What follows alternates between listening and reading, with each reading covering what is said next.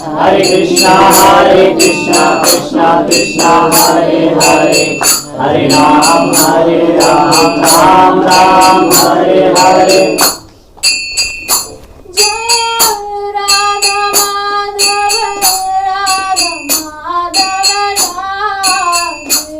Jaya Radha Madhava Radha Madhava Radhe.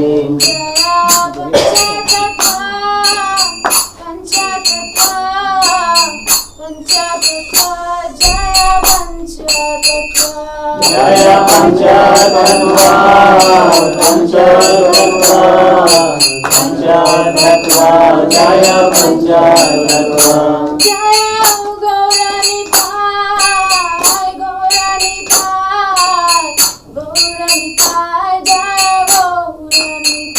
Jaya Gauranitai Gauranitai Gauranitai Jaya Gauranitai. Jaya Nrsimhadev Nrsimhadev Nrsimhadev Jaya Nrsimhadev.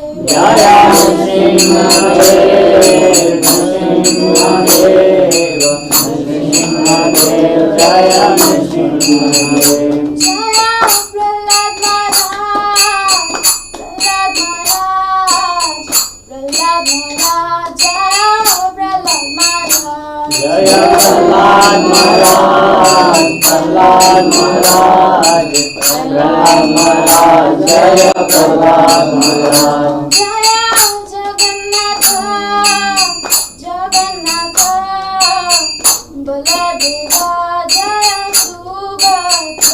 Jaya Jagannatha, Jagannatha, Baladeva, Jaya Subhadra.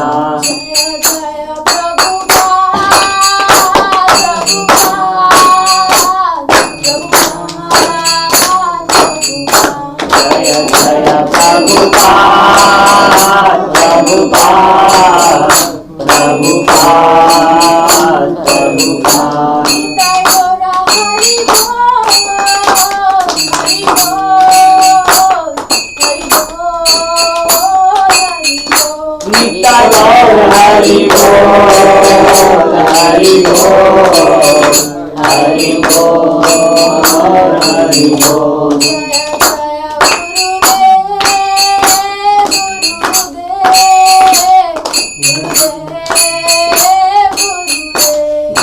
Jaya Gurudev, Gurudev, Gurudev.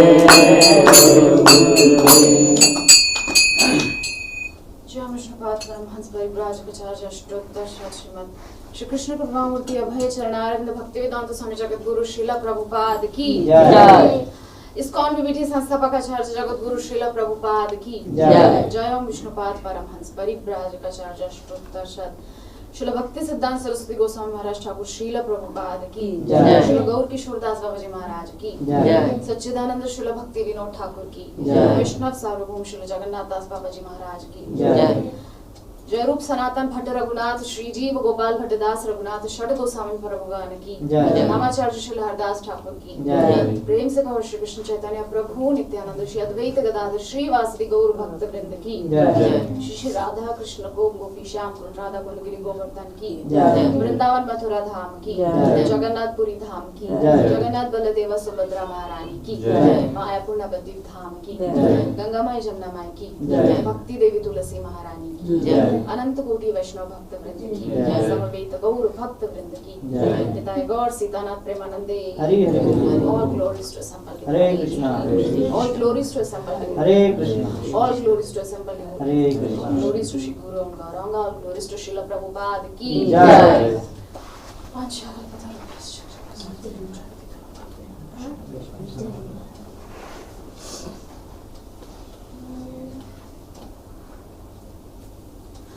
हरे कृष्णा हरे कृष्णा।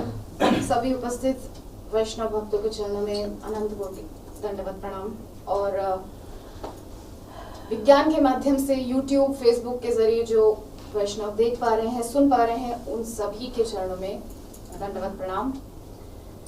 तो ये जो हमारा नित्य क्रम है, नित्यम भागवत सेवया, श्रीमद् भागवतम हिंदी का ये जो प्रसारण है इस्कॉन मायापुर हिंदी, इसके इस दैनिक प्रसारण में आज क्रम है प्रथम स्कंद का 17वां अध्याय और श्लोक संख्या 11742। तो परंपरा अनुसार पहले मंगलाचरण करते हैं। ओम अज्ञानतिमिरान्धस्य ज्ञानाञ्जनशलाकया चक्षुरुन्मीलितं येन तस्मै श्रीगुरवे नमः। श्रीचैतन्यमनोभीष्टं स्थापितं येन भूतले स्वयं रूपः कदा मह्यं ददाति स्वपदान्तिकम्। वन्देऽहं श्रीगुरो श्रीयुतापदकमलं श्रीगुरुन् वैष्णवांश्च श्रीरूपं साग्रजातं सहगणा रघुनाथान्वितं तं सजीवं साद्वैतं सावधूतं परिजनसहितं कृष्णचैतन्यदेवं श्रीराधा कृष्णपादान् सहगणा ललिता श्रीविशाखान्वितांश्च नमो विष्णुपादाय कृष्णप्रेष्ठाय भूतले श्रीमते भक्तिवेदान्त स्वामिनिते नामिने। नमस्ते सारस्वती देवे गौरवाणी प्रचारिणे निर्विशेष शून्यवादी पाश्चात्य देशतारिणे। हे कृष्ण करुणा सिंधो दीनबंधो जगत्पते गोपेश गोपिका कांत राधा कांत नमोस्तुते। तप्त कांचना गौरांगी राधे वृंदावनेश्वरी वृषभानुसुते देवी प्रणमामि हरिप्रिये। वाञ्छाकल्पतरुभ्यश्च कृपा सिन्धुभ्य एव च पतितानां पावनेभ्यो वैष्णवेभ्यो नमो नमः। जय श्री कृष्ण चैतन्य प्रभु नित्यानंद श्री अद्वैत गदाधर श्रीवासादि गौर भक्तवृंद। हरे कृष्णा कृष्णा कृष्णा हरे हरे हरे राम राम राम हरे हरे। ओम नमो भगवते वासुदेवाय। ओम नमो भगवते वासुदेवाय। ओम नमो भगवते वासुदेवाय। ओम नमो भगवते वासुदेवाय। नमो भगवते वासुदेवाय। ओम नमो भगवते वासुदेवाय। नारायणं नमस्कृत्य नरं चैव नरोत्तमं देवीं सरस्वतीं व्यासं ततो जयामुदीरयेत्। नष्टप्रायेषु भद्रेषु नित्यं भागवत सेवया भगवत्युत्तम श्लोके भक्तिर्भवति नैष्ठिकी। हरे कृष्णा। प्रथम स्कंद 17वां अध्याय श्लोक संख्या 42। तो सबसे पहले हम पृष्ठभूमि देखते हैं कि ये अध्याय क्या है, इसकी पृष्ठभूमि क्या है, क्या इस अध्याय के अंदर किस विषय पर, किस प्रसंग पर चर्चा की है श्री गुरुदेव गोस्वामी ने, श्रील वेदव्यास जी ने इसमें क्या वर्णन किया है। थोड़ा हम उस पर संक्षिप्त में चर्चा करते हैं। तो अध्याय का नाम है कली को दंड तथा पुरस्कार। मतलब एक ही टाइम पर साइमल्टेनियसली उसको दंड भी दे रहे हैं और उसको पुरस्कार भी दे रहे हैं। किस तरह से दंड, किस तरह से दिया कि उसको लिमिटेड कर दिया, उसको सीमित कर दिया, वो फैल नहीं सकता, वो जो 4-5 जगह उसको दी है उससे ज्यादा वो बाहर नहीं जा सकता। और पुरस्कार ये कि उसको रहने के लिए स्थान दे दिया, जस्ट उसको भगा नहीं दिया कि चले जाओ मेरे राज्य से बाहर। क्यों? उसने मतलब महाराज ने तो बोला था, परीक्षित महाराज ने बोला था कि मेरे राज्य में से चले जाओ, क्योंकि हम पांडव वंशी राजा हैं, हमारे राज्य में अधर्म का कोई काम नहीं है, कली का कोई काम नहीं है। लेकिन जैसे ही उसने देखा कि ये पांडव वंशी राजा है, वो तुरंत शरण में आ गया। क्योंकि पिछली क्लासेस में भी इस बात पर चर्चा हो चुकी है कि जब जा रहे थे युधिष्ठिर महाराज और सभी पांडव परीक्षित महाराज को राज्याभिषेक करके, तो वहां पर उन्होंने कहा था, एक इंस्ट्रक्शन दिया था, उपदेश दिया था कि जब आपकी शरण में शत्रु भी आ जाए, कितना भी बड़ा शत्रु हो, डेंजरस हो, खतरनाक हो, लेकिन एक बार आप उसको भी माफ कर देना। वन टाइम पासवर्ड होता है ना, आता है वो कुछ देर के लिए वैलिडिटी होता है, वैलिड होता है, उसके बाद वो यूजलेस हो जाता है। उसी प्रकार से परीक्षित महाराज को भी एक बार माफ करने की छूट दी है वहां पर। परीक्षित महाराज वचनबद्ध थे, अपने पितामह का आदेश था, उसके अनुसार उन्होंने वहां पर पहली बार उसको क्षमा कर दिया। और first impression is last impression, वो जो आया है तो जम के बैठा है, हम सब कलयुग में। तो हम श्लोक पर थोड़ा श्लोक हम पाठ करेंगे। आप लोगों के पास बुक या फोन में अगर डेटा गीता बेस हो आपके फोन में, वेदा बेस या कुछ भी, तो आप उसके जरिए पढ़ सकते हैं साथ साथ, वरना मेरे साथ साथ आप दोहराइए जितना आप समझ सकते। वृषस्य नष्टान् स्त्रीपादान्, वृषस्य नष्टान् स्त्रीपादान्, तपः शौचं दयामिति, तपः शौचं दयामिति, प्रतिसन्दद आश्वास्य, प्रतिसन्दद आश्वास्य, महीं च समवर्धयत्, महीं च समवर्धयत्। वृषस्य नष्टान् स्त्रीपादान्, वृषस्य नष्टान् स्त्रीपादान्, तपः शौचं दयामिति, तपः शौचं दयामिति, प्रतिसन्दद आश्वास्य, प्रतिसन्दद आश्वास्य, महीं च समवर्धयत्। महीं च समवर्धयत्। अनुवाद एवं तात्पर्य जगद्गुरु श्रील प्रभुपाद के द्वारा। जय जगद्गुरु श्रील प्रभुपाद की जय। तत्पश्चात राजा ने धर्मरूप बैल के नष्ट पैरों को पुनः स्थापित किया और आश्वासन देने वाले कार्यों से पृथ्वी की दशा में बहुत सुधार किया। तात्पर्य, कली के विशेष स्थान नियत करके महाराज परीक्षित ने उसे एक प्रकार से छला। कली धर्मरूप बैल तथा गाय रूप पृथ्वी की उपस्थिति में वे अपने राज्य की सामान्य स्थिति का आकलन कर सके। अतः उन्होंने बैल के 3 पांवों को पुनः स्थापित करने की तुरंत व्यवस्था की। ये पांव थे तप, स्वच्छता तथा दया। और विश्व भर के मनुष्यों के सामान्य लाभ के लिए उन्होंने स्वर्ण भंडार को समाज में स्थायी लाने की प्रयत्न किया। सोना निश्चित रूप से असत्य, मद, वेश्यावृत्ति, शत्रुता तथा हिंसा को जन्म देने वाला है, किंतु सुयोग्य राजा या जननेता अथवा ब्राह्मण या सन्यासी के मार्गदर्शन में वही सोना धर्मरूप बैल के लुप्त पांवों को फिर से स्थापित करने में प्रयोग किया जा सकता है। अतः महाराज परीक्षित ने अपने पितामह अर्जुन की तरह कली की पुष्टि के लिए रखे समस्त अवैध सोने को एकत्र किया और श्रीमद् भागवतम के उपदेशानुसार उसे संकीर्तन यज्ञ में प्रयुक्त किया। जैसा कि हमने पूर्व में सुझाव दिया है, संचित धन के वितरण के लिए इसके 3 भाग करने चाहिए।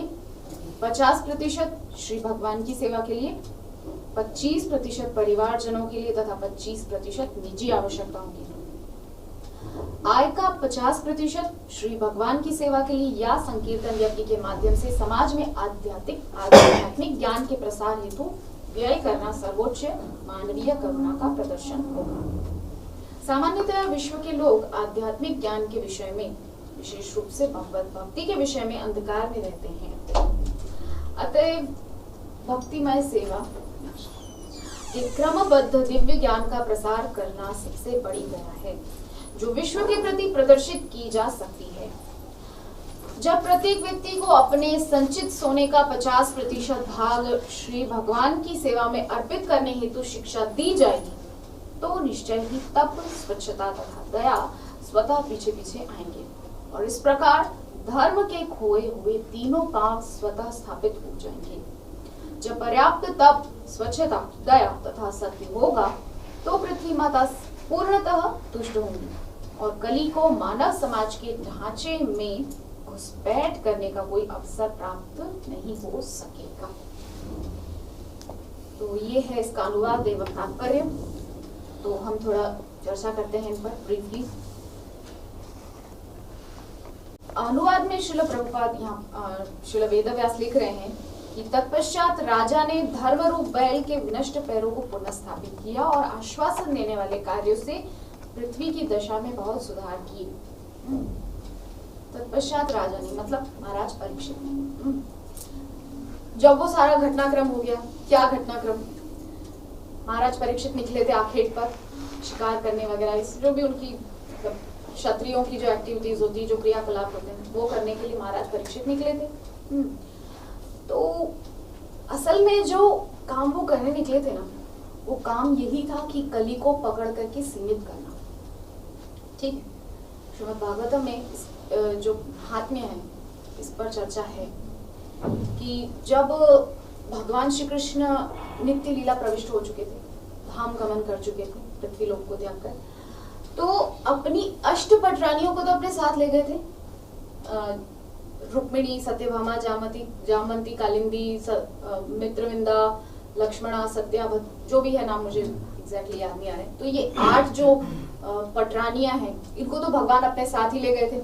लेकिन जो 16,100 रानियां थी, उनके लिए भगवान ने आदेश दिया था अर्जुन को कि आप इनको लेकर के जाओ, इनको वृंदावन में श्रीमती राधा रानी की शेल्टर में, यानी कि उनके आश्रय में इनको पहुंचा देना, कि वहां ये लोग सुरक्षित रहेंगी। और न सिर्फ सुरक्षित रहेंगी, इनके अंदर प्रेमा भक्ति का जो है प्रादुर्भाव होगा। ठीक है, क्योंकि श्रीमती राधा रानी है साक्षात सेवा का स्वरूप, प्रेममयी सेवा का स्वरूप, है ना। तो इसीलिए कृष्ण चाहते थे कि मेरे इस धाम को छोड़ करके नित्य धाम जाने के पश्चात मेरी इन सभी रानियों का मतलब श्रीमती राधा रानी की चरण शरण में जाना बहुत आवश्यक है। तो उन्होंने अर्जुन को आदेश दिया, अर्जुन लेकर चले भी थे। लेकिन गुजरात से जब यूपी जाते हैं तो मध्य प्रदेश और गुजरात के बीच में एक एरिया आता है जहाँ पर आदिवासी रहते हैं, भील रहते हैं। मैं खुद मध्य प्रदेश से बिलोंग करती हूँ और मैं जिस एरिया से उसके नियर बाय ही वो एरिया है, झाबुआ जिसको बोलते हैं। वहाँ पर बहुत मात्रा में आदिवासी भील रहते हैं, काबा जाति के भील लोग रहते हैं वहाँ पे। हाँ, भील जी। तो वहाँ पर अर्जुन को उन भीलों ने लूट लिया था। तो एक कहावत है कि समय समय बलवान अर्जुन नहीं मनुष्य बलवान, काबे अर्जुन लूटियो वही धनुष वही बाण।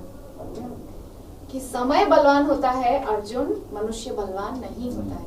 वही धनुष और वही बाण था अर्जुन का जो महाभारत का 64 करोड़ जनसंख्या का युद्ध जितवाया और काबा जाति के कुछ भीलों से हार गया। तो ये डिफरेंस है कृष्ण की शक्ति का होना और ना होना इसके बीच में। क्योंकि कृष्ण की जो शक्ति थी, पीछे से वो क्या कहना चाहिए ना, सपोर्ट था कृष्ण का, वो चला गया था उस समय नहीं। क्योंकि कृष्ण जा चुके थे अपने नित्य धाम। तो इस वजह से वहां पर हुआ क्या, अर्जुन को लूट लिया भीलों ने, कुछ थोड़े से भीलों ने। और असल में वो कृष्ण ही आए थे, छद्म वेश धारण करके कृष्ण ही आए थे अर्जुन को समझाने के लिए कि तुम्हारी शक्ति कोई मायने नहीं रखती मेरे बिना, ताकि उसको अहंकार ना हो कि मैंने इतना बड़ा महाभारत का युद्ध जीता और भगवान ने मुझे इतनी बड़ी रिस्पॉन्सिबिलिटी, इतना बड़ा उत्तरदायित्व दिया अपनी रानियों को ले जाने का, और किसी को नहीं कहा, मुझे कहा, गर्व ना आ जाए। तो भगवान जो है ना समय समय पर अपने भक्तों को चेक करते रहते हैं इस तरह से कि इनमें कहीं कुछ कोई बीमारी तो नहीं लग गई, कहीं काम क्रोध लोभ मोह अहंकार की कोई रोग तो नहीं लग गया। ऐसा कोई रोग नहीं लग जाए तो फिर चेक करते रहते हैं ना, डॉक्टर के पास जाते हैं मंथली चेकअप के लिए। उस प्रकार से भगवान भी टाइमली चेक करते रहते हैं अपने भक्तों को कि कहीं कोई रोग तो नहीं लग गया।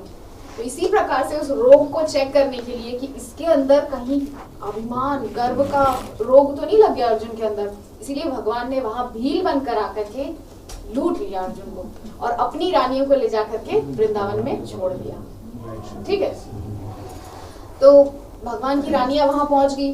अब भगवान की रानियां वहां पर हैं, बहुत दुखी हैं, विरह में है सभी की सभी 16,100 रानियां।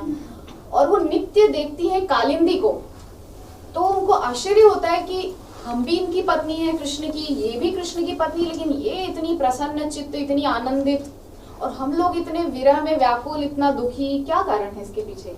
हमको इसके पीछे का कारण जानना चाहिए। तो एक बार जाकर के कालिंदी से पूछा है कि हम लोग इतना दुखी है, आप इतना प्रसन्न कैसे रहते हो? बोले कि मुझे श्रीमती राधा रानी के चरणों का आश्रय प्राप्त हो चुका है। एक समय मेरा भी ऐसे ही था जब मैं भी कृष्ण के विरह में व्याकुल थी, कि जब मुझे श्रीमती राधा रानी के चरणों का आश्रय मिला तो अब मैं प्रसन्नचित हूँ। मुझे विरह में भी मतलब मिलन का आनंद प्राप्त होता है। ऐसा मेरा मतलब कृष्ण के प्रति प्रेम हो चुका है। तो यहाँ पर और पूछा डीप में कि क्या उसके पीछे की प्रोसेस क्या है, तो वहां पर कालिंदी मैया ने बताया है कि मैंने श्रीमद् भागवतम श्रवण किया है। वहां पर क्या कहा था? श्रीमती राधा रानी की शरण ली। श्रीमती राधा रानी ही साक्षात श्रीमद् भागवत है। लोग कहते हैं ना श्रीमती राधा रानी का तो इसमें कहीं नाम नहीं है। नहीं, ये जो एक एक शब्द है ना भागवत का, एक एक शब्द श्रीमती राधा रानी है। श्रीमद् भागवतम है कृष्ण, उसका एक एक शब्द है श्रीमती राधा रानी। तो श्रीमती राधा रानी की शरण जब उन सभी ने ली तो उन लोगों के अंदर से जो विरह था वो चला गया और वो आनंदमय हो गई कि सब समय कृष्ण हमारे साथ है। लेकिन इसके लिए क्या हुआ? कालिंदी मैया ने उनको प्रोसेस बताया कि आपको क्या करना है। सबसे पहले जाना है उद्धव जी के पास। अब उद्धव जी कहाँ मिलेंगे? तो उद्धव जी मिलेंगे कुसुम सरोवर पे। कुसुम सरोवर के आसपास जो वृक्ष लताएं, उद्धव कुंड, वो सब जो जगह है ना, कुसुम सरोवर के निकट में ही है उद्धव कुंड, मुझे एग्जैक्टली याद नहीं आ रहा है। तो वहां पर उद्धव कुंड के आसपास जो वृक्ष लताएं हैं, आप वहां पर जाकर के उनका आह्वान करोगे, उद्धव जी प्रकट हो जाएंगे। और आज भी लोगों को एक्सपीरियंस होता है, मैं कितना होता है मैं जानती नहीं इस बारे में, लेकिन वहां जो वृक्ष हैं अगर उनको आलिंगन करके कोई बोलता है उद्धव जी इस प्रकार से, मतलब जो भी, तो एक्सपीरियंस होता है। क्या पता वो कितना सच है या क्या नहीं। हम लोगों को प्रैक्टिकली देखना है कि प्रैक्टिकली हमको श्रीमद् भागवतम की जो उपदेश है हमारे लिए वो हमको मानना है। ये जो भाव की जो स्टेज है बहुत बाद की स्टेज है, अभी हमको पहले प्रैक्टिकली भक्ति करना है। तो उद्धव जी का आह्वान किया है सभी 16,100 रानियों ने जाकर के उद्धव कुंड पे। तो वहां पर उद्धव जी प्रकट हुए हैं। उद्धव जी से उनको मतलब क्या कहना चाहिए, वहां पे उद्धव जी से प्रार्थना की है हाथ जोड़ करके कि आप हमको श्रीमद् भागवतम का श्रवण करवाइए। तो श्रीमद् भागवतम का पाठ वहां पर हुआ है कृष्ण के जाने के बाद पहली बार। ठीक है, कृष्ण के जाने के बाद पहली बार श्रीमद् भागवतम का वहां पर श्रवण कीर्तन हुआ था। तो वो जो हुआ था वो मासिक पारायण हुआ था उद्धव जी के द्वारा। 3 प्रकार के पारायण होते हैं ना, मासिक, वार्षिक और साप्ताहिक, है ना। तो उद्धव जी ने वहां पर मासिक पारायण किया। तो परीक्षित जी महाराज को बुलाया और उस समय भगवान के जो प्रपौत्र हैं, मतलब भगवान कृष्ण के पुत्र प्रद्युम्न, प्रद्युम्न के अनिरुद्ध यानी कि पौत्र, और अनिरुद्ध वज्रनाभ यानी कि भगवान के प्रपौत्र, पर पोता जिसको आजकल खिलाना, हाँ ठीक है। तो वो वज्रनाभ को वहां का राजा बनाया था। कहाँ का? ब्रजमंडल का। ठीक है, लेकिन वज्रनाभ की एक ही शिकायत रहती थी, परीक्षित जी महाराज जब भी मिलने आते थे, क्योंकि रिश्तेदारी है ना, कृष्ण की बहन अर्जुन की पत्नी भी है और कृष्ण के और अर्जुन के माता पिता भाई बहन भी हैं, तो बहुत गहरा संबंध है इन सबके बीच में। तो परीक्षित जी महाराज और वज्रनाभ भी रिश्ते में कुछ ना कुछ लगते ही होंगे। अब वो हम यहाँ पे डिस्कस नहीं करने बैठेंगे। तो परीक्षित जी महाराज जब भी मिलने आते थे, वज्रनाभ हमेशा एक ही रोना रोते थे कि मुझे यहाँ का राज्य तो दे दिया मथुरा का, लेकिन यहाँ पे तो कोई प्रजा ही नहीं है, क्योंकि सब तो चले गए थे। कि याद है ना, प्रभास क्षेत्र में वो युद्ध हुआ था, सभी यदुवंशी लड़के मर गए थे। ठीक है, तो वज्रनाभ वहां पर कह रहे हैं कि यहाँ पर तो कोई प्रजा नहीं, यहाँ पर तो सिर्फ मेरी जो माताएं हैं वही है। इन्हीं की सेवा में मेरा पूरा दिन चला जाता है, राज्य करने के लिए तो यहाँ पर कुछ है नहीं। तो परीक्षित जी महाराज से जब इस प्रकार से बोला तो जो गर्गाचार्य मुनि हैं, जो यदुवंशियों के कुलगुरु हैं, उन्होंने कहा था कि कभी भी ऐसा मत सोचना कि ब्रजमंडल पे तुम राज कर सकते हो, कि ब्रजमंडल पर एकमात्र राज्य श्रीमती राधा रानी का है। ये कभी मत सोचना कि तुम ब्रज के राजा हो। तुमको सिर्फ एक पोस्ट दी है, बैठाया है कि यहाँ पर तुम मेंटेन करो, उसको रख रखाव करो उस जगह को। तुमको राजा, हाँ, को राजा नहीं बना दिया वहाँ का, मतलब वहाँ की जो मालकिन है वो श्रीमती राधा रानी की है।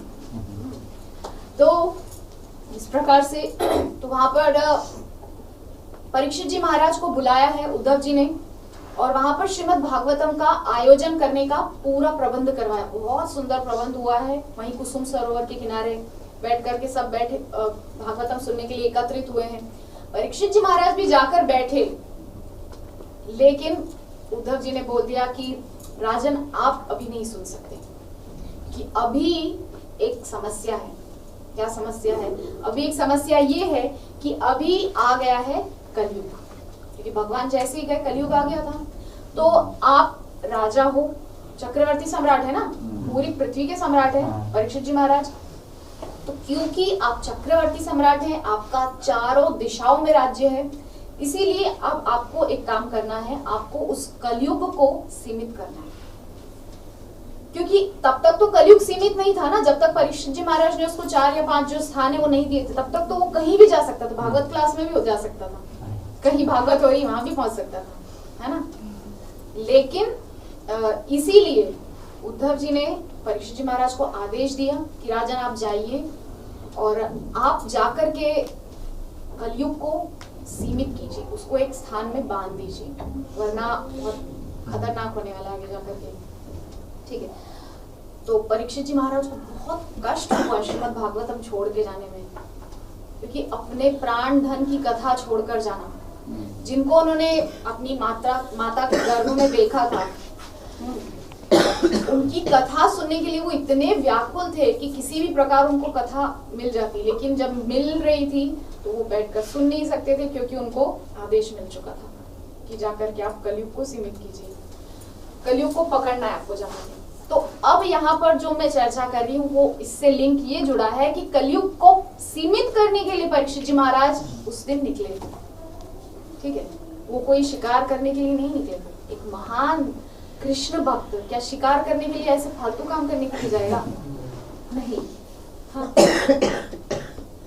बहुत बड़ा एक कार्य दिया था, बहुत बड़ी जिम्मेदारी दी थी उद्धव जी महाराज ने कि आपको जाकर के राजन कलयुग को बंदी बनाना है, वरना बहुत दिक्कत आने वाली आगे वाले समय में, है ना। तो इसीलिए परीक्षित जी महाराज वहां निकले हैं। तो हम फिर से आते हैं लौट कर हमारे अनुवाद पर कि तत्पश्चात राजा ने धन और बैल के विनष्ट पैरों को पुनः स्थापित किया और आश्वासन देने वाले कार्यों से पृथ्वी की दशा में बहुत सुधार किए। तो हम समझ गए, तत्पश्चात राजा ने धर्म रूप बैल के विनष्ट पैरों को पुनः स्थापित किया। अब थोड़ा उस सीन को हम देखते हैं कि वहां पर हुआ क्या था। जब कलयुग को बंदी बनाने के लिए परीक्षित जी महाराज वहां पहुंचे तो क्या देखते हैं, गाय रूपी पृथ्वी और बैल रूपी धर्म दोनों आपस में कुछ चर्चा कर रहे हैं। तो परीक्षित जी महाराज को बहुत अचंभा हुआ कि 2 पशु हैं लेकिन आपस में बातें कर रहे हैं, क्या बात कर रहे हैं, थोड़ा सुनना चाहिए। तो रुक करके वहां सुन रहे थे ध्यान से। तब तक देखा कि काला काला व्यक्ति लेकिन बहुत अच्छी राजा की वेशभूषा में है, वो वहां पर आता है और जो धर्म रूपी जो बैल है उसके ऑलरेडी 3 पैर टूटे हुए, पहले से ही 3 पैरों को वो तोड़ चुका है, और जो एक बचा हुआ है उसको भी तोड़ने की चेष्टा कर रहा है। वो जो कलयुग है, जो असल में राजा के रूप में आया वहां पर, यहाँ पर हम लोग को समझना है यहाँ पर क्या कहना चाह रहे हैं श्रील प्रभुपाद, राजा के रूप में कलयुग। अभी जो हमारे जितने भी नेता प्रणेता ये जो राजा के रूप में बने बैठे हैं, ये एक्चुअली कली के चेले हैं सारे। ठीक है, इनका एकमात्र उद्देश्य है हमारा काम बनता ओके। उन लोगों को कोई फर्क नहीं पड़ता कि किसका भला हो रहा है, क्या पब्लिक का कुछ फायदा हो रहा है या नहीं, उन लोगों को कोई फर्क नहीं पड़ता। वो सिर्फ अपना घर भरना सबसे पहला काम समझते हैं कि हमारे घर में सब कुछ हो जाए, उसके बाद देखा जाएगा जनता के लिए कुछ करना है या नहीं, है कि नहीं? हम सभी देख रहे हैं इसी तरह से चल रहा है। तो इसीलिए जो कलयुग है वहां राजा के रूप में आया है, ठीक है। इसका जो मर्म है वो ये है। तो महाराज परीक्षित ने वो जो धर्म रूपी बैल है उनके जो पैर तोड़ चुका था कली, तो वो क्या हुआ, वहां पर कलयुग को महाराज ने पकड़ा, वो शरण में आया, उसको 4-5 जो स्थान थे वो दिए, द्युतम पानम स्त्रिय सुनः, और फिर एक बार और याचना करने पे स्वर्ण, अनीति का स्वर्ण। यहाँ पर ध्यान देने योग्य बात है, अनीति का स्वर्ण, सारा सोना नहीं। ऐसा नहीं है कि सारा सोना उसमें अनीति का हो जाता है। यहाँ पर श्रील प्रभुपाद तात्पर्य में बोल रहे हैं, हम उस पर आगे चर्चा करेंगे। जो संकीर्तन यज्ञ में लगे वो सर्वश्रेष्ठ सोना, उसी का मतलब जो है महत्व है, बाकी महत्वहीन है।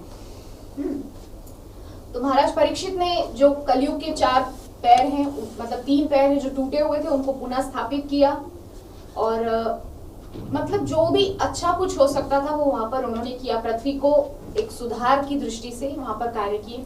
तो यहाँ पर मुझे स्मरण में आ रहा है चतुर्थ या पंचम स्कंद में पृथु महाराज का जो है, चतुर्थ या पंचम स्कंद में मुझे एग्जैक्टली याद नहीं आ रहा, जो भी है, वहां पर पृथु महाराज का भी जब वर्णन आता है तो उनके जो पूर्वज थे महाराज वेन, उन्होंने क्या हालत कर दी थी पृथ्वी की। हाँ, मतलब न यष्टव्यम न होतव्यम न दातव्यम विजय पचित, हाँ, इस प्रकार से उन्होंने घोषणा करवा दी थी, भेरी घोषणा सर्वशः, ढिंडोरा पिटवा दिया था पूरे राज्य में कि कोई यज्ञ नहीं होगा, कोई हवन दान कुछ नहीं होगा, और जो ब्राह्मण ऐसा करेंगे उनको मैं मृत्यु दंड दिलवाऊंगा, ठीक है। तो इस प्रकार से पृथु महाराज ने आदेश दिया, महाराज वेन ने आदेश दिया था। तो महाराज वेन को जब इस प्रकार से करते हुए देखा था, तो जो ऋषि मुनि जो ब्राह्मण थे उन्होंने मंत्र शक्ति से वेन को समाप्त कर दिया था। तत्पश्चात वेन के शरीर का मंथन करने से महाराज पृथु दाएं अंग से और बाएं अंग से माता अर्ची जो लक्ष्मी नारायण की ही अवतार है, और 24 अवतारों में उनको गिना भी जाता है ना, तो वहां पर उनका प्राकट्य हुआ है। तो पृथु महाराज के समय भी इसी प्रकार से पृथ्वी की हालत बहुत खराब थी। वेन महाराज के पाप के कारण सब कुछ नष्ट हो चुका था, पृथ्वी ने अन्न देना बंद कर दिया था, नदियों में जल नहीं था, वर्षा नहीं होती थी, सब कुछ प्रतिकूल था वहां पर। लेकिन पृथु महाराज ने फिर पृथ्वी के सुधार की दिशा में कार्य किए, मतलब यज्ञ हवन किए, और 1-2 यज्ञ हवन नहीं, पूरे 99 अश्वमेध यज्ञ किए। उनका लक्ष्य था कि मुझे 100 अश्वमेध यज्ञ करनी है, लेकिन इंद्र बार बार विघ्न डालता था, और इसीलिए उन्होंने 99 यज्ञ कर, उनका एकमात्र लक्ष्य था कि मुझे यज्ञ करके भगवान का दर्शन करना है। उनका ये उद्देश्य नहीं था कि मुझे इंद्र का आसन चाहिए, क्योंकि इंद्र का जो एक नाम होता है ना, वो है शतक्रतु। शतक्रतु मतलब 100 यज्ञ करने वाला इंद्र बन सकता है, कोई भी बन सकता है, नॉट अ बिग थिंग, कोई बहुत बड़ी बात नहीं है इंद्र बन जाना।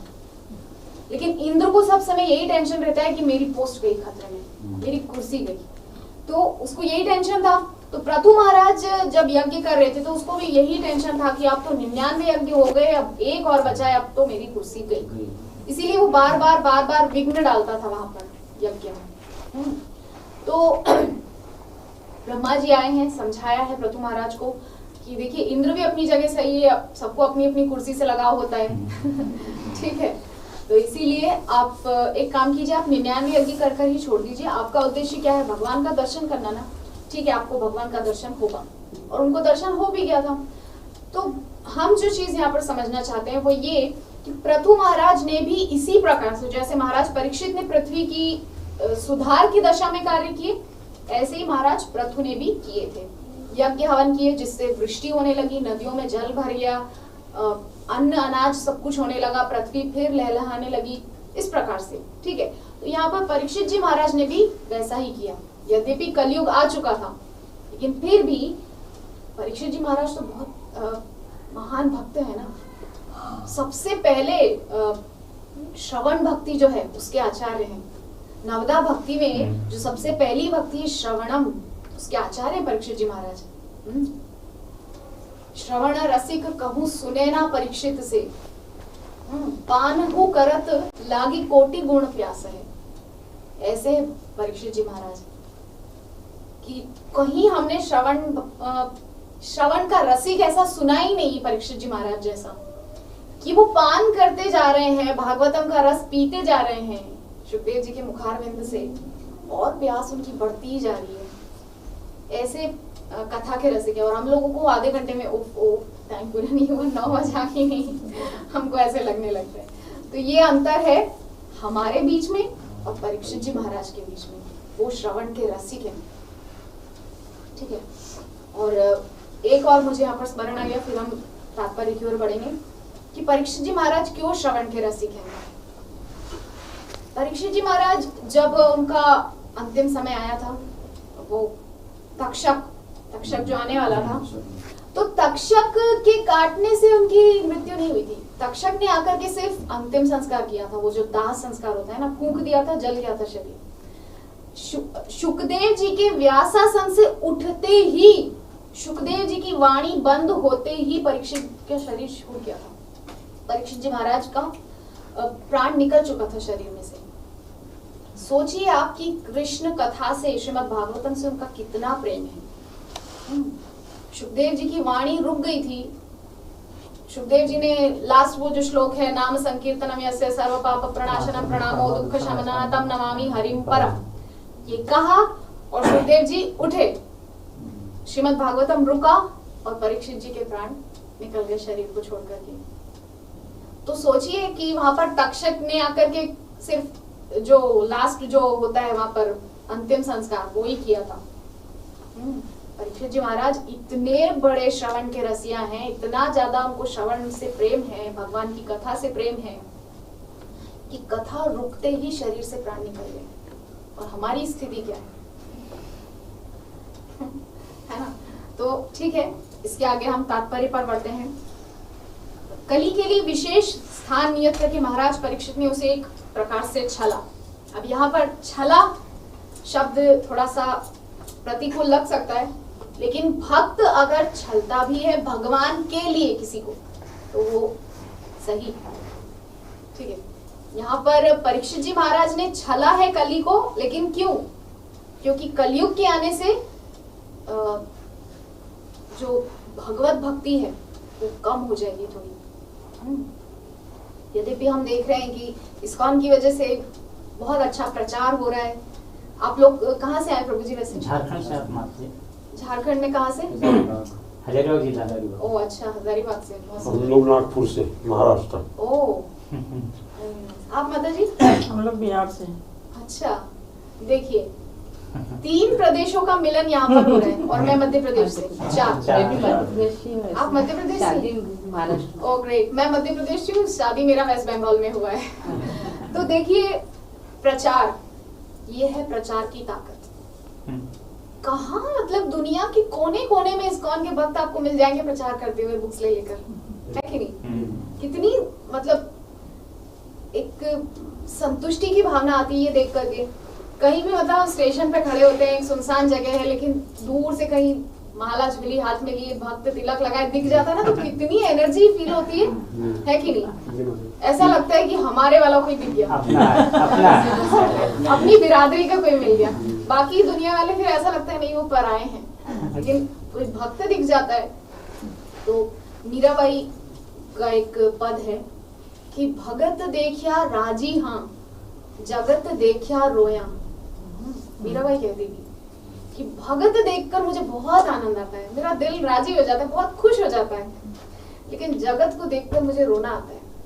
क्या स्थिति है, मतलब भयंकर दुख में पड़े हुए, लेकिन फिर भी अपने आप को बहुत, अरे हम तो बहुत प्रसन्न है। किसी को फोन लगाइए आप ठीक है, अरे बहुत ठीक है भगवान की कृपा से, लेकिन असल में वो ठीक है नहीं, हो ही नहीं सकते। क्योंकि जब तक आप कृष्ण भक्ति के पथ पे नहीं आएंगे आप सुखी हो ही नहीं सकते।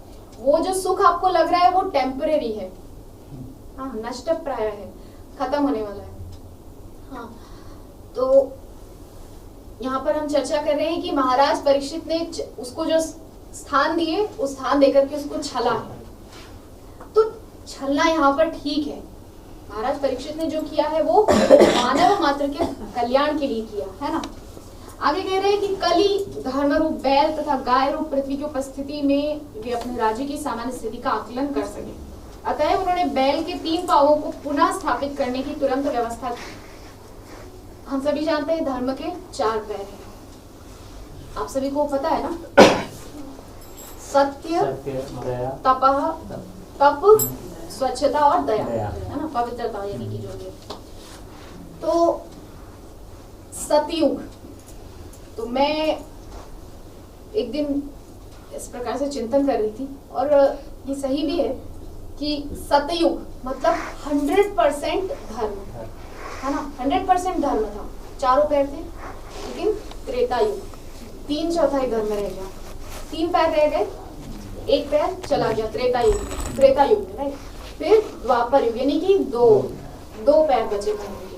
अब कलयुग एकमात्र पैर बचा है, वो है सत्य।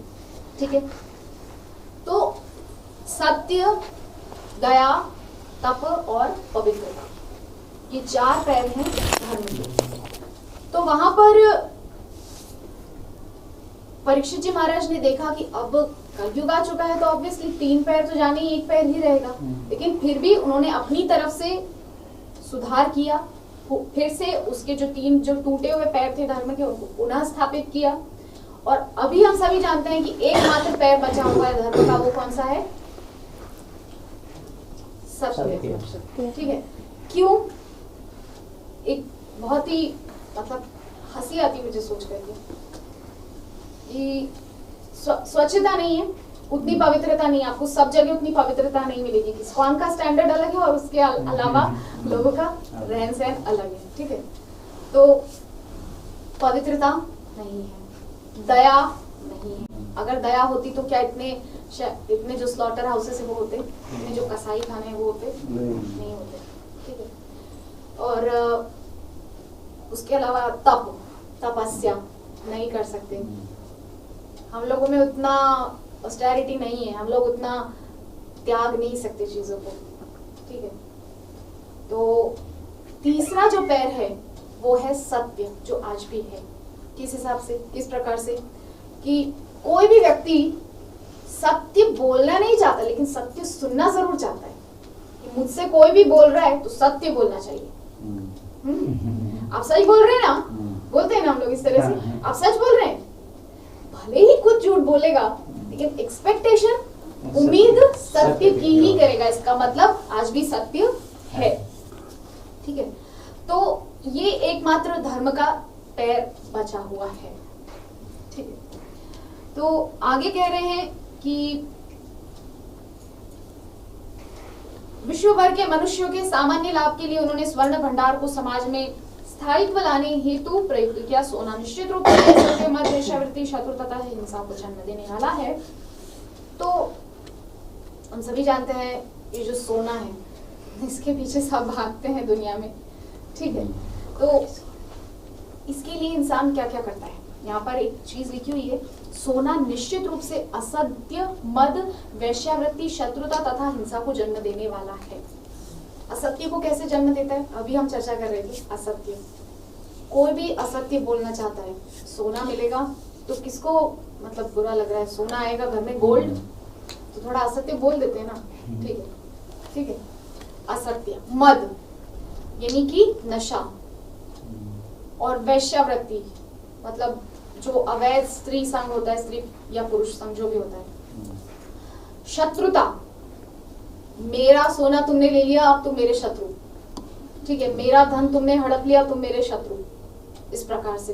तो ये जो अनीति का धन है, या आज के परिप्रेक्ष्य में अगर मैं कहूं तो धन अच्छे से अच्छे रिश्तों को भी तोड़ने का मादा रखता है, दम रखता है। ठीक है, मेरा अपना एक्सपीरियंस है। अगर आपने किसी अपने रिश्तेदार का पैसा लिया है, आप टाइम पर नहीं चुका पा रहे हो तो आप उसके दुश्मन हो, नो डाउट दुश्मनी होगी ही, क्योंकि आज की डेट में आपको रिश्ता प्यारा नहीं है, पैसा प्यारा है। इससे ये साबित होता है कि है कि नहीं? अगर आपका रिश्तेदार टाइम पर आपके पैसे नहीं लौटा रहे तो वो आपका दुश्मन हो गया। इसका मतलब वो रिश्ता आपके लिए महत्वपूर्ण नहीं है, पैसा महत्वपूर्ण है। लेकिन अगर एक व्यक्ति को सिर्फ पैसे से भरे हुए कमरे में छोड़ दिया जाए, नहीं रह सकता। अगर उसके पास व्यक्ति मनुष्य नहीं है आसपास, ठीक है, नहीं रह सकता, घुट घुट के मर जाएगा। सही बात है कि नहीं? आप खुद सोचिए, अगर हमारे आसपास हमारे घर के सदस्य ना हो और सिर्फ पैसा ही पैसा हो, पूरा कमरा पैसों से, पूरा घर पैसों से भरा हुआ है, क्या हमको अच्छा लगेगा? नहीं। 1 महीने में घुट के मर जाएगा इंसान। लेकिन अगर घर में सदस्य होंगे, प्रेममय वातावरण होगा, पैसा कम भी होगा, तो जी सकता है इंसान अपनी एटलीस्ट 75 इयर्स तो जी ही सकता है। ठीक है, 70-80 तो निकाल ही लेगा। ठीक है, तो ये है धन की वजह से होने वाली शत्रुता। तो किंतु सुयोग्य राजा या जननेता अथवा ब्राह्मण या सन्यासी के मार्गदर्शन में वही सोना धर्म रूप बैल के गुप्त भाव फिर से स्थापित करने में प्रयुक्त किया जा सकता है। तो जो कहने का तात्पर्य है वो ये है कि अगर हमारे पास एक अच्छा मार्गदर्शन हो, तो जो धन है वो सही मार्ग पर जाएगा।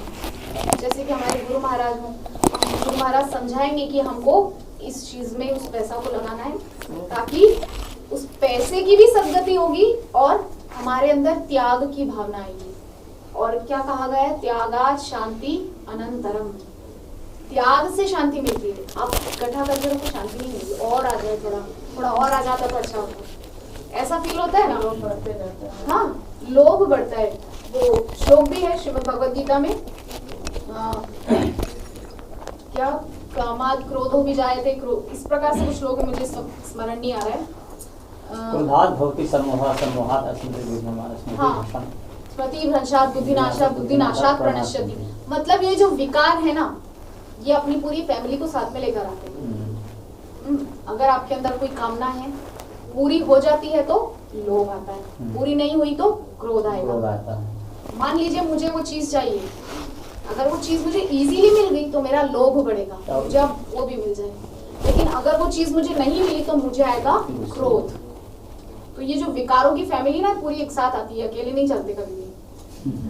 ये बहुत बड़ा है इन लोगों का। तो टाइम कितना हो गया प्रभु जी, आपको बताएंगे प्लीज? 5 मिनट बचा हुआ है, 9 बजे बाकी। तो हम जल्दी जल्दी इसको कवर करते हैं, फिर थोड़ा क्वेश्चन आंसर भी हम लोग, अगर हो आप लोगों का क्वेश्चन हम उसकी तरफ भी जाएंगे। तो कहने का जो तात्पर्य है, जो धन है, जो सोना है, अगर हम उसको सही मार्गदर्शन के माध्यम से सही दिशा में लगाएंगे तो हमारी भी गति अच्छी होगी और उस धन की भी गति अच्छी होगी, है ना? अतः महाराज परीक्षित ने अपने पितामह अर्जुन की तरह, यहाँ अर्जुन का नाम क्यों लिया? अर्जुन का एक नाम है धनंजय, जो धन को इकट्ठा करने का कार्य करेंगे। ठीक है, अर्जुन को ये भेजे थे ना युधिष्ठिर जी महाराज, जब राजसूय यज्ञ किए थे तो चारों दिशाओं से धन एकत्रित करने के लिए अर्जुन को ही भेजा था, इसीलिए अर्जुन का नाम पड़ा था धनंजय, है ना? तो यहाँ पर अर्जुन का नाम क्यों इस परिप्रेक्ष्य में लिया गया, थोड़ा हम इस पर चर्चा करते हैं। बहुत थोड़ा ज्यादा नहीं, टाइम ज्यादा नहीं बचा, फिर आप लोगों को भी अपनी अपनी। तो अर्जुन को क्यों ये सेवा दी? क्योंकि अर्जुन जानते हैं कि धन को किस दिशा में लगाना चाहिए। क्यों? अर्जुन को क्यों पता है ये चीज? क्योंकि उनके सारथी है कृष्ण, उनके पास कृष्ण का मार्गदर्शन है सब समय, है ना?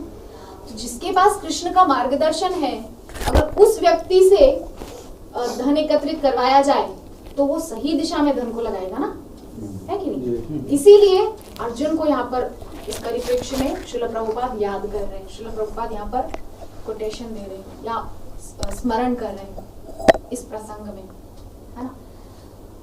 तो अतः महाराज परीक्षित ने अपने पितामह अर्जुन की ही तरह कली की तुष्टि के लिए रखे समस्त अवैध सोने को एकत्रित किया और श्रीमद् भागवतम के उपदेशानुसार उसे संकीर्तन यज्ञ में प्रयुक्त किया। मतलब सारा अनीति का धन इकट्ठा करके अर्जुन लाए थे, उस राजसूय यज्ञ में उसको लगा दिया था।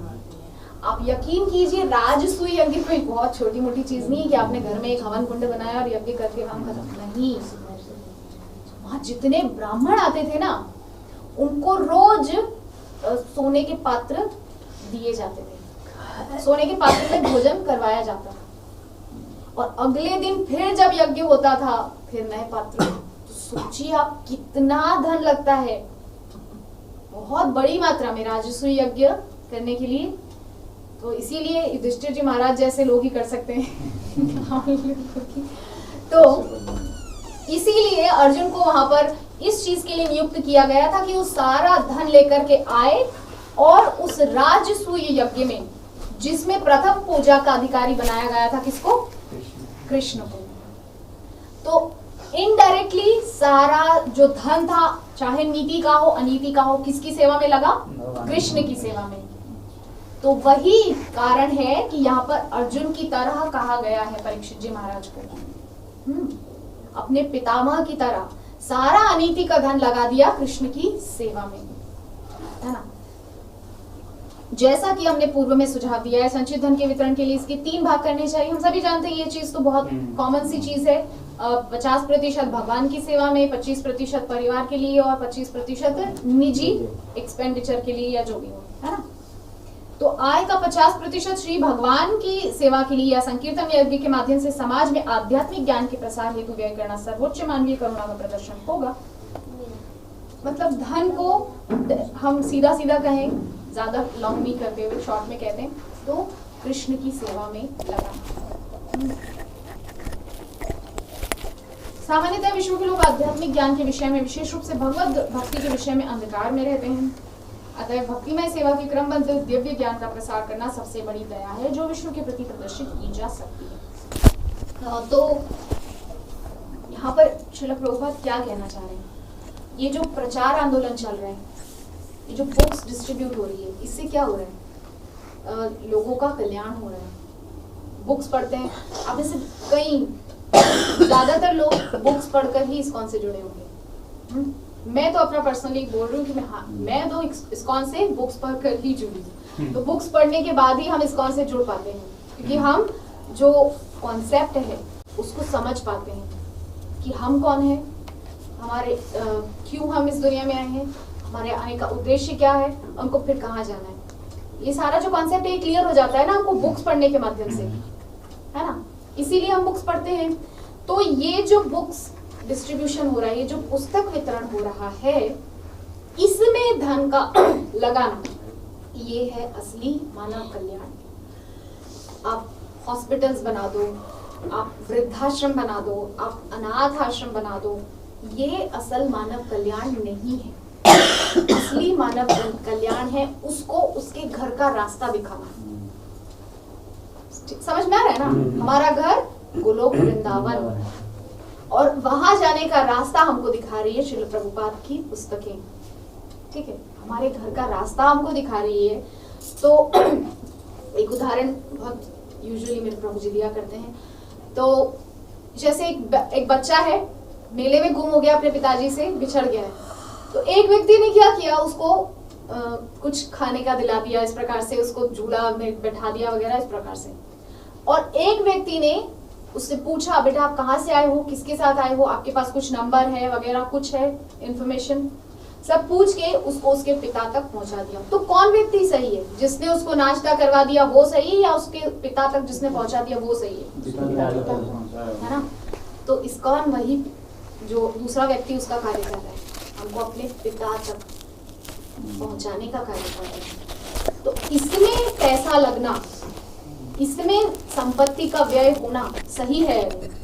वो अपने घर जाने का रास्ता दिखाने वाला ये जो मार्ग है, इसीलिए यहाँ पर ये सब कहा गया है। तो जब प्रत्येक व्यक्ति को अपने संचित सोने का 50% भाग श्री भगवान की सेवा में अर्पित करने हेतु शिक्षा दी जाएगी, तो निश्चय ही तप, स्वच्छता तथा दया स्वतः पीछे पीछे आएंगे, और इस प्रकार धर्म के खोए हुए तीनों पांव स्वतः स्थापित हो जाएंगे।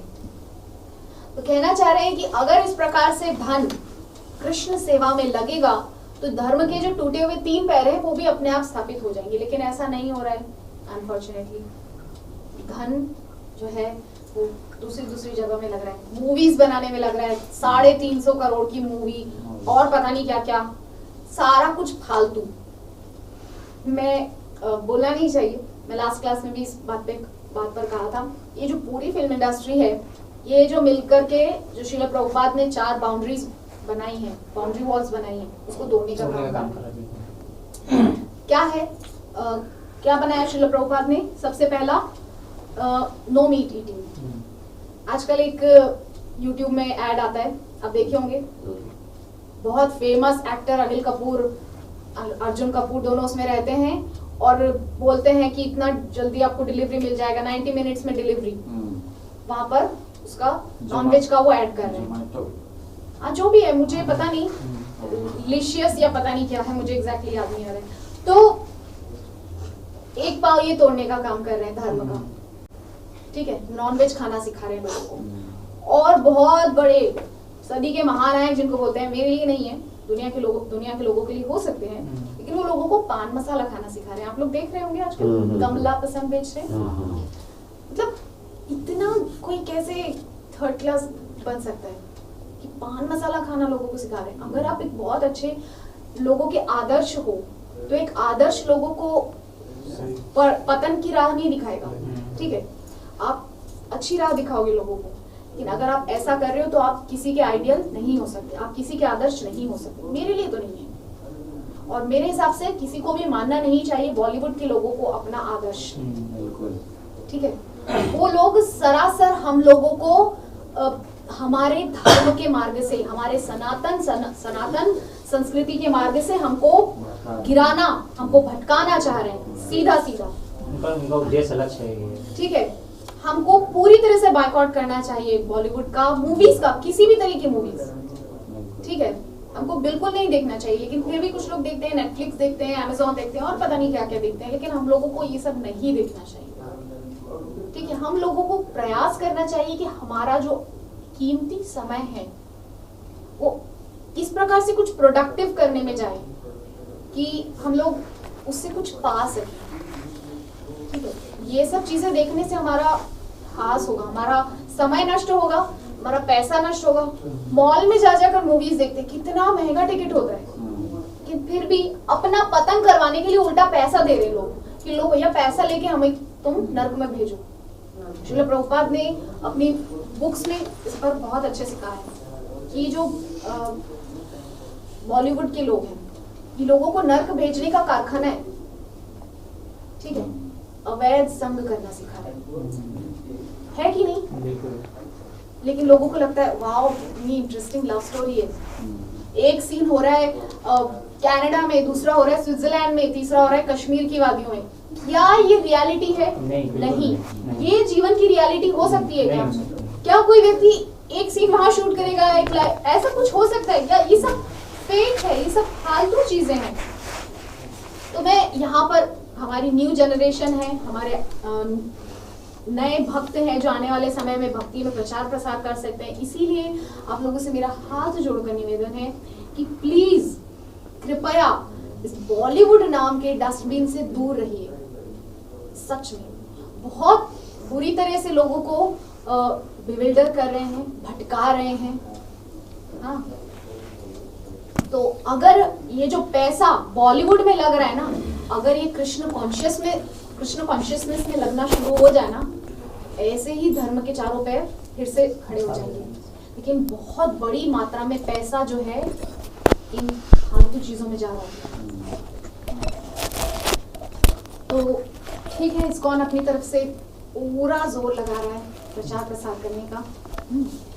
तो जब पर्याप्त तप, स्वच्छता, दया तथा सत्य होगा तो पृथ्वी माता पूर्णतः तुष्ट होंगी और कली को मानव समाज के ढांचे में घुसपैठ करने का कोई अवसर प्राप्त नहीं हो सकेगा। हम समझ गए सार तत्व कि जब सारा कुछ अच्छे से चलेगा, सारा धन कृष्ण की सेवा में लगेगा, तो वैसे ही पृथ्वी माता संतुष्ट हो जाएंगी और धर्म के चारों पैर खड़े हो जाएंगे, फिर से सुरक्षित हो जाएंगे। तो ठीक है, ये था हमारा आज का श्लोक, प्रथम स्कंद 17वां अध्याय, श्लोक संख्या 42, जिस पर हमने यथाशक्ति चेष्टा की अपनी तरफ से उस पर चर्चा करने की। इससे रिलेटेड, रिगार्डिंग, जुड़ा हुआ या आपकी भक्ति जीवन से जुड़ा हुआ कोई प्रश्न, जिज्ञासा आप लोगों के मन में हो, पूछ सकते हैं। हरे कृष्णा। हरे कृष्ण।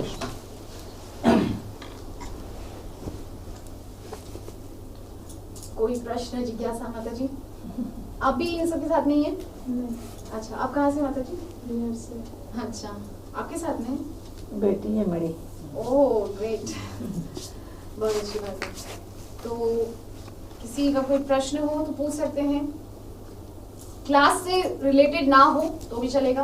आप आपके भक्ति जीवन में कोई ऑब्स्ट्रैकल हो, कोई बाधा माता हो? जी अभी जैसे बोले धर्म का जो एक पांव सत्य बचा हुआ है, तो उसका पालन हम कैसे कर सकते हैं? और दूसरे में अभी भगवधाम जो जाने का रास्ता है, तो हम लोग कौन सा रास्ता चुने जिससे हम भगवधाम वापस जा सकें? हमको तो मान लीजिए हम अज्ञानी, हमको समझ में नहीं आ रहा है, तो और लोगों को अगर हम किन्हीं को अगर समझ में आ रहा है तो लोगों को हम क्या उपदेश दें कि वो भगवधाम वापस जा सकें? हरेर नाम हरेर नामैव केवलम कलौ नास्त्येव नास्त्येव नास्त्येव गतिरन्यथा। सबसे इजी और सबसे सिंपल रास्ता है। मन नहीं लग रहा है, जप करो। बहुत से लोग ये बोल देते हैं, अरे हमारा तो मन नहीं लग रहा है, हमको जप नहीं करना है, क्योंकि जब तक मन नहीं लगेगा हम जप नहीं स्टार्ट करेंगे। नहीं, लेकिन जब में मन नहीं लगता तो क्या करना चाहिए? प्रभु जी, जैसे सुनने में मन लगता है। ये तो मेरी ही समस्या है। नहीं, जैसे हरे राम हरे कृष्णा सुनने में बहुत अच्छा लगता है, लेकिन जप करने की इच्छा नहीं होती। कारण क्या है? देखिए, सुनना अच्छा लगता है, तो ऐसा कोई जरूरी है कि जप ही करना चाहिए? क्यों नहीं? और मान लो अगर सुनना कान से, अगर वो भगवान का नाम जाता है और वो सुनता है आदमी, उसमें ज्यादा आनंद आता है। ये तो वही बात हो गई, मेडिसिन आपको लिखी, डॉक्टर ने प्रिस्क्राइब की, आपने कहा नहीं मैं सिर्फ मेडिसिन का नाम सुनूंगा, मैं उसको लूंगा नहीं, तो वो उतना अच्छा असर नहीं करेगी। ठीक है, आप खुद मेडिसिन को लेंगे तब तो ना आपकी बॉडी को इफेक्ट करेगी। आप सिर्फ मेडिसिन का नाम सुनते रहेंगे, कोई भी मेडिसिन हो, तो इफेक्ट नहीं करने वाला। ठीक है, आपको मेडिसिन लेना होगा तब तो वो असर करेगा। 16 माला करने जब सोचता हूँ ना, 4 माला तो होती है, उसके बाद में नहीं होती है। तो आपको 4 माला ही सही, 4 माला हो तो रहा है ना। हाँ। ठीक है, आपको ये नहीं सोचना मुझे सीधा 16 माला पे जंप करना है, नहीं। नहीं, अब क्या होता है कि गुरुजी मिलते हैं कि आपको 16 माला करना है, वो सोच के आदमी थोड़ा नर्वस हो जाता है कि मैं 16 माला नहीं करूंगा। नहीं प्रभु जी, एकदम से कोई 16 माला पे जंप नहीं कर सकता। आप लोग सब यहाँ पर न्यू कमर्स है इस्कॉन में, आप लोग कितना माला चैंट कर पाते हैं? मुश्किल से 1 माला, 2 माला, 4 माला। देखिए, तो कोई भी यहाँ पर एकदम से भक्ति में कूद करके, कोई मान लीजिए पैसा कमाने भी आता है, तो क्या एक झटके में करोड़पति बन जाता है? नहीं, कई कई साल लगाने पड़ते हैं उसको, 10 साल का टाइम लगता है, 20 साल का टाइम लगता है। तो मैं आपको ये नहीं कह रही हूँ कि आप 10-20 साल लगाइए 16 माला तक पहुंचने में, लेकिन धीरे धीरे ग्रेजुअली हमको उस प्रोसेस को फॉलो करना है। मन नहीं लग रहा है, ठीक है, कोई बात नहीं। अब जैसे भगवत में मन लगता है सुनने में, पढ़ने में मन नहीं लगता। हाँ, अच्छा है, तो आप सुनिए ना, ये तो प्रथम हिस्सा है नवदा भक्ति का, श्रवणम। ये तो बहुत अच्छी बात है, आप सुनिए। धीरे धीरे आप जितना सुनेंगे अंदर प्योरीफाई होगा। जितना विकार है, काम, क्रोध, लोभ, मोह की जो गठरी बंधी हुई है ना, वो श्रवण रूपी तलवार से कट कट के छट जाएगी, हट जाएगी। ठीक है, तो सुनिए। और 4 माला जब करते हैं 4 कीजिए, लेकिन 4 से घटाना नहीं है, बढ़ाना है। क्योंकि देखिए, ये जो प्रोसेस है ना, ये जो भक्ति की प्रोसेस है, इसमें नुकसान कहीं नहीं है। ये सबसे बड़ी सुंदर बात है भक्ति मार्ग की, यहाँ पे आपका नुकसान कुछ होता नहीं है, आप सब समय फायदे में रहते हैं। भले फायदा ना हो तो नुकसान भी नहीं होगा। यस, ये एंटीबायोटिक है। एंटीबायोटिक मेडिसिन होता है जो मतलब कली का जो प्रभाव है उसको रोकता है। ठीक है, तो कली अगर कोई साइड इफेक्ट हमको दे रहा है बॉडी में, तो भक्ति एंटीबायोटिक का काम करेगी और उस प्रभाव को आने नहीं देगी। और धीरे धीरे आप खुद एक्सपीरियंस करेंगे कि भक्ति में आपका मन लग रहा है। एकदम से नहीं लगेगा प्रभु जी, बहुत बहुत लंबी चौड़ी प्रोसेस है। एकदम से मन तो किसी का नहीं लगता। हम लोग शुद्ध भक्त नहीं है। हम लोग को इस बात का कॉन्सेप्ट अपने माइंड में बैठा लेना चाहिए। हम कोई शुद्ध भक्त नहीं है कि हम एक झटके में उस बड़े लेवल पे पहुंच जाए, रूप गोस्वामी सनातन गोस्वामी के लेवल पे नहीं है। और ना ही हम उतने बड़े भक्त हैं कि हमको वैसा एसोसिएशन मिले। हम जिस लेवल के, हमको उसी लेवल का एसोसिएशन मिलेगा। हाँ, तो लेकिन माता जी प्रभु जी की इतनी कृपा भी है कि इतनी लंबी उम्र मैंने 50 साल तक कभी मायापुर नहीं आए, लेकिन अभी 3 महीने के अंदर हम 4 बार 3री बार आ चुके हैं। बहुत सुंदर। ये बहुत बड़ी कृपा भगवान है। बुला रहे हैं बार बार। अभी भी 15 दिन के लिए आए, अभी अगले महीने में 15 दिन के लिए आना है, अभी से पूरा है। तो और प्रभु जी रिटायर्ड है? रिटायर्ड मतलब अभी छोड़ गया इन्होंने, हमारा बिजनेस है। अब क्या करूँगा पैसे कमा के, बताइए। इतने पैसे पड़े मेरे पास में, बहुत सुंदर। खर्चा ही। उसको प्रचार में लगाइए। हाँ, वही हम। तो जितना ज्यादा हो सके, देखिए भक्ति कैसे डेवलप होगी हमारे अंदर, जितना ज्यादा हम बांटेंगे, जितना हम पाते हैं, हम सुनते हैं, उसको हमको दूसरों को सुनाना है। मैं कोई बहुत बड़ी भक्त नहीं हूँ। मैं जो अपने सीनियर डिवोटी से, मेरे प्रभु जी से और जहाँ से भी मैं कैप्चर करती हूँ, जो मैं पाती हूँ, वो मैं देने का प्रयास करती हूँ, प्रचार करने का प्रयास करती हूँ। इससे क्या होता है, हमारे अंदर सेवा भाव डेवलप होता है। ठीक है, क्योंकि हमारा जो ये गौड़ीय वैष्णव संप्रदाय है, ये है गोष्ठ्यानंदी संप्रदाय। ठीक है, हम भजनानंदी नहीं है। हमको एक स्थान पर बैठ करके, एकांत में बैठ करके हरे कृष्णा ऐसे नहीं करना है। वो घूम घूम कर प्रचार करना है और अपने स्तर पे प्रचार करना है। अब जैसे मान लीजिए ये लोग तो अभी न्यू कमर्स है, ये लोग घूम घूम कर प्रचार कर सकते हैं, लेकिन आपकी एज हो चुकी है, आप वैसे नहीं कर सकते। आप अपने लेवल पर कीजिए। और प्रचार करने का एक घर में एक तरीका है कि अगर आप चाहते हो कि आपके घर के सदस्य भी भक्त बने आपकी तरह, तो आपको ऐसा नहीं कि उनको बिठा करके बोलना, देखो ऐसा करना चाहिए, 16 माला जप करना चाहिए और भागवतम रोज पढ़ना चाहिए। नहीं, ऐसे नहीं होने वाला। करके दिखाना पड़ता है। ठीक है, प्रैक्टिकल का युग है। आप अपने बच्चों में चाहते हैं भक्ति डेवलप हो, तो आप लोगों को उनको बिठाकर सिखाना नहीं, आपको करके दिखाना है। वो देखेंगे कि हमारे पेरेंट्स तो आपको फॉलो करेंगे, बस फॉलो करेंगे। अभी तो फॉलो करने का युग है। बच्चे लोग तो वही फॉलो करते हैं। बिल्कुल, फॉलो करने का युग है। फेसबुक, इंस्टाग्राम, ठीक है, समझ गए आप लोग? फॉलो करने का युग, तो फॉलो करने का युग। इस परिप्रेक्ष्य में इसको आप समझिए कि लोग फॉलो करते हैं। अभी बच्चे के डर से बहुत सारे पेरेंट्स हैं कि मोबाइल छूते भी नहीं हैं, कि हम छुएंगे तो बच्चे भी छुएंगे। पूरे देख के ही करते हैं, जो पेरेंट्स करते हैं वही बच्चे करते हैं। बोले तो वो फॉलो कर रहे हैं ना। अगर वो पेरेंट्स करेंगे तो बच्चे फॉलो करने के लिए बोला जा रहा है ना मोबाइल में। तो वही तो आप चैनल को फॉलो करो। हाँ, चैनल को फॉलो कीजिए, इंस्टाग्राम पे मुझे फॉलो कीजिए, फेसबुक पे मुझे फॉलो कीजिए। हाँ, तो उनको फॉलो मत कीजिए, आप भक्तों को फॉलो कीजिए। ठीक है। माता जी, आपकी कथा क्या रोजाना चलती? नहीं प्रभु जी, यहाँ पर रोज अलग अलग प्रवक्ता होते हैं। आज मैं हूँ, कल कोई और प्रवक्ता होंगे, परसों कोई और तो होंगे। क्लास कंटिन्यू चलेगी ना मैडम? कंटिन्यू चलता है प्रभु जी यहाँ पे। हाँ, रोज चलता है। आप जितने दिन मायापुर में, रोज लाभ उठाइए। हाँ, हम इसी बिल्डिंग में रहते हैं। तब तो बहुत सुंदर, ये तो सुनने में सुहागा हो गया। बाजू में ही है। उठिए और चलकर आ जाइए। ये तो उठ के चलते आते हैं। बहुत सुंदर। मैं वहाँ से आती हूँ। बहुत सुंदर। हाँ, मैंने आपको देखा था माता जी नीचे में। ये जैसे इनके से जुड़ी हूँ मैं, तो इस्कॉन से 10 साल हो गया, लेकिन बीच में ब्रेक हो गया उसके कारण, लेकिन इनके कारण मेरे को बहुत फायदा हो गया। ये देखिए, इसको कहते हैं एसोसिएशन, भक्तों की संघ। मैं सोचता हूँ कि महीने में 10-5 लोगों को मायापुर लेके आऊँ। बिल्कुल, ये तो बहुत अच्छी बात है। देखिए, हमारे प्रभु जी लेकर आए हैं झारखंड से, इतने सारे लोगों को लेकर। आप ही लेकर आए हैं प्रभु जी, हमारे प्रभु जी सबको लेकर आए हैं। ये होता है एसोसिएशन, यही तो प्रचार है।